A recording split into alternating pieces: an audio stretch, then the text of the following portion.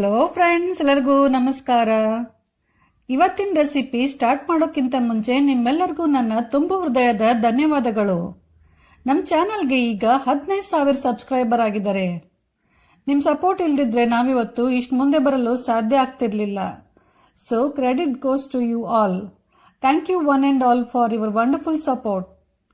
ಇದೇ ರೀತಿ ನಿಮ್ಮ ಪ್ರೀತಿ, ಸಪೋರ್ಟ್, ಆಶೀರ್ವಾದ ನಮ್ಮ ಚಾನಲ್ ಮೇಲೆ ಸದಾ ಇರಲಿ. ನಾನು ಕೂಡ ಇನ್ನಷ್ಟು ಒಳ್ಳೆ ರೆಸಿಪಿಗಳನ್ನು ತರಲು ಪ್ರಯತ್ನಿಸುವೆ. Thank you. ಇವತ್ತಿನ ನನ್ನ recipe healthy and tasty north ಕರ್ನಾಟಕದ ಟ್ರೆಡಿಷನಲ್ ಗೋಧಿ ಉಂಡಿ. ಬನ್ನಿ ಫ್ರೆಂಡ್ಸ್, ಈ ಗೋಧಿ ಉಂಡಿ ಮಾಡಲು ಏನೆಲ್ಲ ಸಾಮಗ್ರಿ ಬೇಕು ಅಂತ ನೋಡೋಣ. ಅದಕ್ಕಿಂತ ಮುಂಚೆ ನಿಮ್ಗೆಲ್ಲ ಗೊತ್ತಲ್ಲ ಏನ್ ಮಾಡ್ಬೇಕಂತೇಳಿ. ಈ ರೆಸಿಪಿ ಇಷ್ಟ ಆದ್ರೆ ಲೈಕ್, ಶೇರ್, ಕಮೆಂಟ್ ಮಾಡಿ.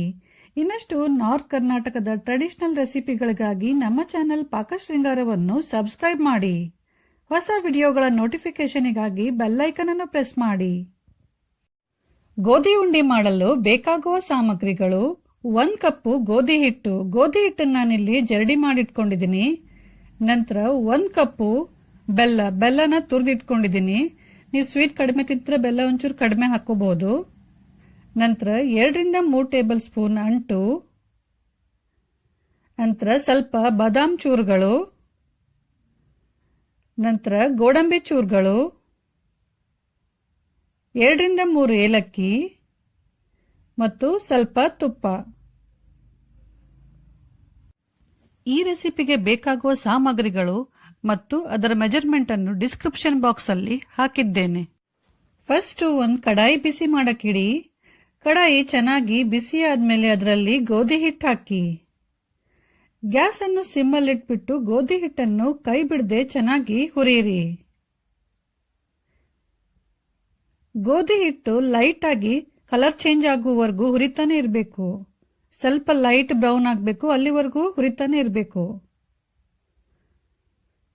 ಹುರಿತಾ ಹುರಿತಾ ಘಮ ಅಂತ ಪರಿಮಳ ಬರುತ್ತೆ. ಆವಾಗ ಹಿಟ್ಟು ರೆಡಿಯಾಗಿದೆ ಅಂತ ಅರ್ಥ. ಈಗ ನೋಡಿ, ನಾನು 4 ರಿಂದ 5 ನಿಮಿಷ ಆಯ್ತು ಹುರಿತಾ ಇದ್ದು. ಇವಾಗ ಇದು ರೆಡಿ ಆಗಿದೆ. ಇನ್ನೊಂದು ಪ್ಲೇಟಲ್ಲಿ ನಾನು ಇವಾಗ ತೆಗೆದಿಡ್ತೀನಿ. ನೆಕ್ಸ್ಟ್ ಇವಾಗ ಅದೇ ಕಡಾಯಿಯಲ್ಲಿ ಸ್ವಲ್ಪ ತುಪ್ಪ ಹಾಕಿ. ತುಪ್ಪ ಚೆನ್ನಾಗಿ ಕಾಯ್ದ್ಮೇಲೆ ಅಂಟು ಹಾಕ್ತಾ ಇದ್ದೀನಿ ನಾನಿವಾಗ. ಅಂಟನ್ನ ಸ್ವಲ್ಪ ಹಾಕಿ ಫ್ರೈ ಮಾಡಬೇಕು. ಎಲ್ಲ ಅಂಟನ್ನ ಒಟ್ಟಿಗೆ ಹಾಕಬಾರ್ದು. ಈಗ ಅಂಟು ಚೆನ್ನಾಗಿ ಫ್ರೈ ಆಗಿದ್ದೆ. ಇದನ್ನ ನಾನೊಂದು ಬೌಲಲ್ಲಿ ತಕೊಂಡ್ಬಿಟ್ಟು ನೆಕ್ಸ್ಟ್ ಇವಾಗ ಇನ್ನು ಉಳಿದಿರುವ ಅಂಟನ್ನು ಇದೇ ತರ ನಾನು ಫ್ರೈ ಮಾಡ್ಕೋತೀನಿ.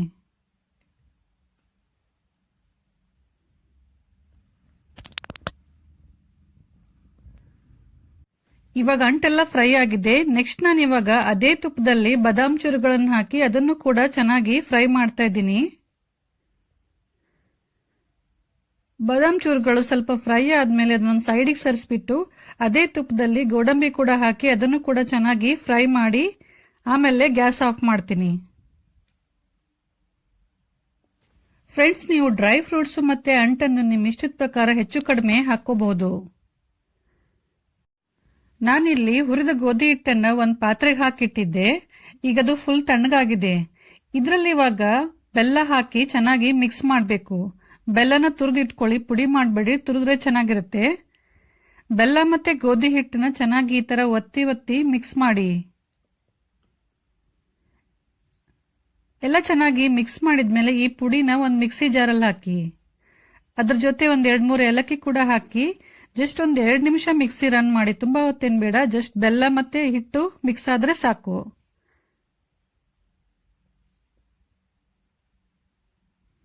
ನೋಡಿ, ಈ ತರ ಆಗ್ಬೇಕು. ಇಷ್ಟಾದ್ರೆ ಸಾಕು. ನೆಕ್ಸ್ಟ್ ನಾನು ಇದರಲ್ಲಿ ಹುರಿದ ಡ್ರೈ ಫ್ರೂಟ್ಸ್ ಗಳನ್ನ ಹಾಕ್ತಾ ಇದ್ದೀನಿ. ತುಪ್ಪ ಸಮೇತ ಹಾಕೋತಾ ಇದ್ದೀನಿ.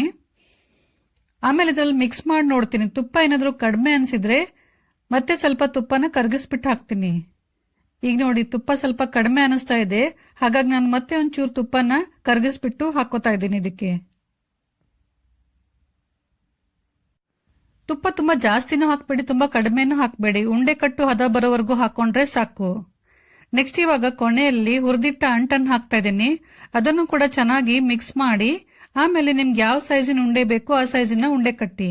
ಸ್ವಲ್ಪ ಒತ್ತಿ ಒತ್ತಿ ಕಟ್ಟಿ ಅಂದ್ರೆ ಉಂಡೆ ಚೆನ್ನಾಗಾಗುತ್ತೆ.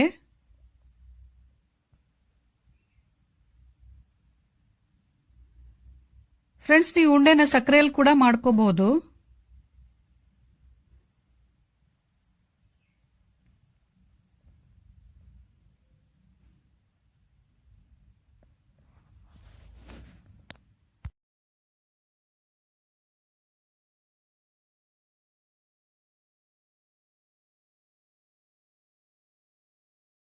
ಸೊ ಫ್ರೆಂಡ್ಸ್, ಈಗ ಹೆಲ್ದಿ ಅಂಡ್ ಟೇಸ್ಟಿ ಗೋಧಿ ಉಂಡಿ ರೆಡಿಯಾಗಿದೆ. ಈ ರೆಸಿಪಿನ ನೀವು ಕೂಡ ಖಂಡಿತ ಟ್ರೈ ಮಾಡಿ. ನಿಮ್ಮ ಅನಿಸಿಕೆ ಅಭಿಪ್ರಾಯಗಳನ್ನ ನಮ್ಮ ಜೊತೆ ಶೇರ್ ಮಾಡಿ. ಇಷ್ಟ ಆದ್ರೆ ಲೈಕ್ ಮತ್ತು ಕಮೆಂಟ್ ಮಾಡಿ. ಇಲ್ಲಿವರೆಗೂ ನಮ್ಮ ಚಾನೆಲ್ ಅನ್ನು ಯಾರಾದ್ರೂ ಸಬ್ಸ್ಕ್ರೈಬ್ ಮಾಡಿಲ್ಲ ಅಂದ್ರೆ ಇವಾಗಲೇ ಸಬ್ಸ್ಕ್ರೈಬ್ ಮಾಡಿ. Thank you.